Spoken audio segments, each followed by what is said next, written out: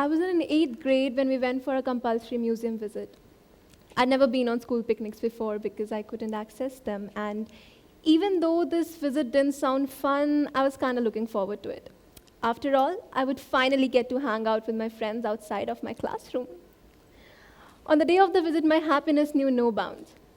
I was shifted to the bus before anyone else to avoid any accidents, and after a few minutes, all my classmates came in running. Everyone was in a hurry to grab the seats in the back. When I saw my best friend board the bus, I quickly shifted to make some space for her. To my surprise, she didn't even look at me and just went backside. My heart sank. I tried calling her, but they had already started singing songs. There was so much of noise. My voice didn't reach her. My eyes were starting to tear up by now, but I had to hold my tears back, right? Otherwise, what would everyone else think? That I'm such a loser. I didn't want to embarrass myself even more, so I held my tears back the entire bus ride. I kept telling myself that once we reach the museum, I'll be with my friends, it'll all be okay.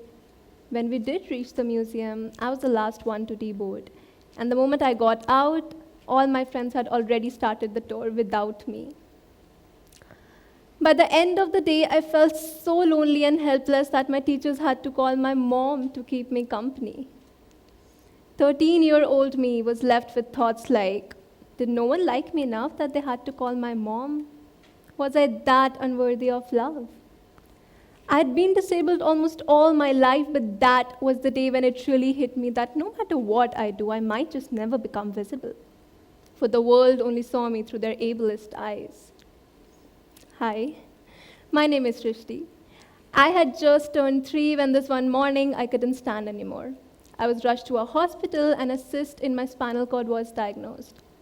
I had to be operated on as soon as possible, otherwise I might have not survived. So I went through the operation, the cyst was taken out, but it managed to damage some of my nerves, and hence I acquired my disability at the age of 3. Yes, a disability. Not a special ability, not a different ability, a disability. Let's start this talk with language. A lot of times people disregard my identity as a disabled woman. They ask me to use quote-unquote sensitive terms for myself, when actually these sensitive terms like specially abled, differently abled, divyang are in fact derogatory. They imply that having a disability is so bad that it needs a sensitive word. This happens so frequently because it is generally assumed that disabilities shouldn't be talked about, that they should be kept hidden. When we call ourselves disabled, when I call myself disabled, I'm not only acknowledging my disability, but I'm also implying that it is a part of me. But to be honest, getting my identity disregarded is nothing. Wait till I tell you that ableism is much broader and very real. My life changed forever after my operation, and not just mine, but my family's as well. I was the only disabled member in our entire family. My parents had no awareness, no resources, nothing at all. We didn't know how to go about it. And just by the end of the very first day of me acquiring my disability, my parents saw the entire society around them change drastically. And it was just the beginning, right? Did you know that the 3/4 of disabled children at the age of 5 and 1/4 between the ages 5 to 19 years in India do not go to any educational institution? That only 9% of them complete their secondary education, and more than 45% of disabled people are illiterate. These are big numbers, right? But how many of us knew about them? My family didn't. And that is why it came as a shock when I faced rejection school after school. No school wanted to accept a disabled kid. After a lot of running around, we finally found a school that took me in, only to kick me out within a year. Simply because I was in a wheelchair. I still remember the day when my mom went to the principal to at least give us a valid reason for them kicking me out. And what he said was, and I quote, that she can be a bad example to other kids. Imagine someone telling you that a kid as young as just 4 being a bad example, and the only rationale behind it, that they had a disability. Thankfully, we got associated with an organization that helped us find a better school. At this next school, even though most of my teachers were kind enough, infrastructure-wise it wasn't accessible at all. To this day, I do not know what most of my science labs look like because they were always on different floors. I had to be picked up by the school staff to drop me to my classrooms. Imagine having to be picked up by random men for 14 years of your life. The inaccessibility gave them the access to touch me and my body, and it felt really uncomfortable. But what could have I done about it? Which other school would have accepted me?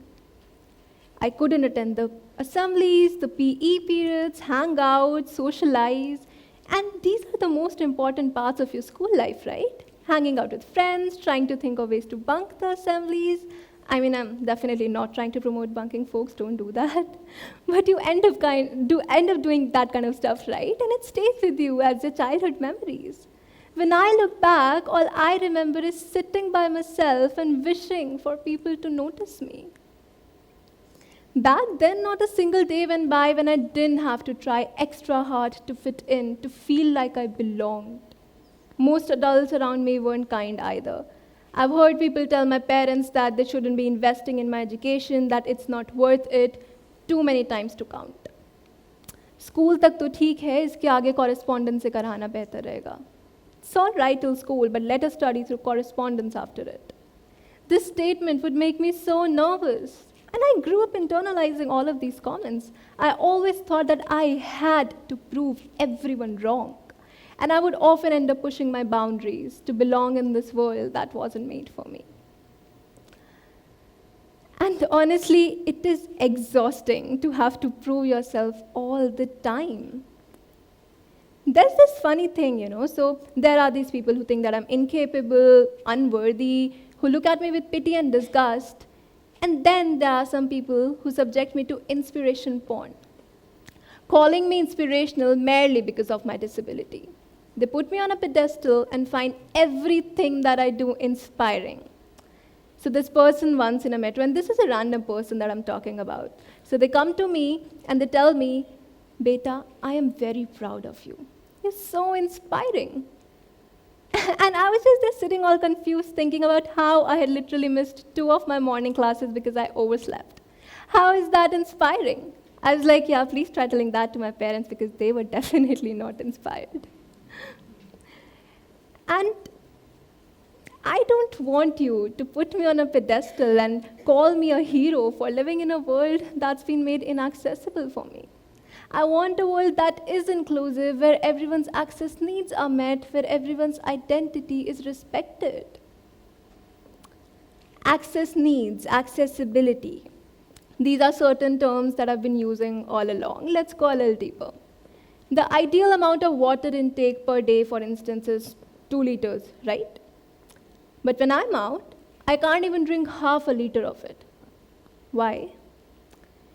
Please raise your hands if you see disabled-friendly washrooms wherever you go out, every single place.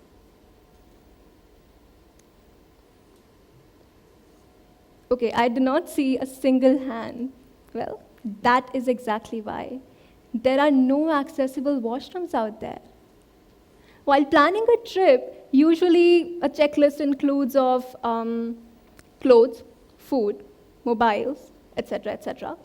One of the most important things on my checklist is to stop eating or drinking water right before the night I'm supposed to leave. Because there are rarely any accessible washrooms in general, leave alone having to use one in the middle of the way. It was found that 96% of the buildings in Mumbai that were audited did not have accessible washrooms. And in fact, some of India's richest states are yet to build a single disabled-friendly community toilet. All these forms of discrimination, all these barriers, the physical barriers, the social barriers, they get worse when other identities intersect with your disability. As a woman with a disability, for instance, I face double discrimination of being a woman and of being disabled. The discrimination sometimes is as explicit as literally spitting on me, while other times it's so subtle one hardly realizes the discriminatory behavior. The infantilization that I have to face just because I'm a disabled woman is unbelievable. Every time I make a decision, people hop out of nowhere only to remind me that I am not capable enough and that my decisions should be made for me. After being discouraged almost all my life, this one day I just promised myself that I am not going to stop being me just because it makes others uncomfortable. I continued working hard and made it into one of the finest colleges. I taught myself to travel alone and to take pride in who I was. I started advocating for myself. I started writing, started speaking more about disability and ableism. Of course, I'm not free of all the internalized ableism yet, and I do not have the energy to advocate every single time, but I try. Gradually, my self-advocacy has shifted to advocacy for disability rights and inclusion in general. In 2019, I was selected as one of the 6 fellows for the leadership program by Rising Flame. Honestly, when I got in, I thought that I didn't deserve it, thanks to ableism. But I'm so glad I got to be a part of it. It was there where I learned about my rights as a disabled woman, about gender, sexuality, and how they interact with my disability. It was there where I learned about the various forms of ableism, forms of abuse. It was there where I realized the number of times I was abused. It was there where I met so many young disabled women, all of them brilliant. I got a chance to be the panelist for the first time ever through the program, and I remember being so nervous about my first ever talk, but everyone there had my back. And it was there where I learned about advocacy and taking an intersectional approach. Disability and sexuality is seldom talked about, and now a lot of my work revolves around it. I was one of the key protagonists for a toolkit on sex education for youth with locomotor disabilities. I received the Best Article Award under Disability Rights category by Youth Ki Awaaz. A lot of times people ask me why I talk so much about disabilities and if I will ever stop doing that. My answer to the latter is never. I am tired of being made invisible. I refuse to be made invisible and feel the way I did on my school trip when I was 13. My fight against ableism will only end with ableism. However, to be able to fight ableism, we need to acknowledge it first. We need to realize that it exists, that it is not a made-up concept, that discrimination is real. But how do we become better allies to the community? Well, number one, listen to us. It takes a lot of courage to come out and speak about our lived realities. Please do not invalidate our lived experiences. Number two, normalize access needs. A lot of times when I ask the owners of certain cafes, shops, etc., that why don't they try and make their stores accessible, they often reply with something like, because no disabled person comes here. What they don't realize is that the inaccessibility of the store in the first place is the reason why they don't see disabled people. It ends up becoming a vicious cycle then. Number three, do not generalize disabilities. Every disability is different. Every disability has a different need. Every disabled person has a different experience. And every need, every experience is valid. Ask people what their needs are, what accommodations they require. Make that a habit. Number four, be willing to learn and unlearn. There is so much all of us need to learn about disability. So keep on reading, keep on educating yourselves, make yourselves aware of the disability issues. And lastly, but definitely not the least, this is not an exhaustive list. Amplify our voices instead of taking up our spaces. Create enabling spaces, yes, but do not take over them. There is so much we need to change about our society, and we can only do it together. Thank you.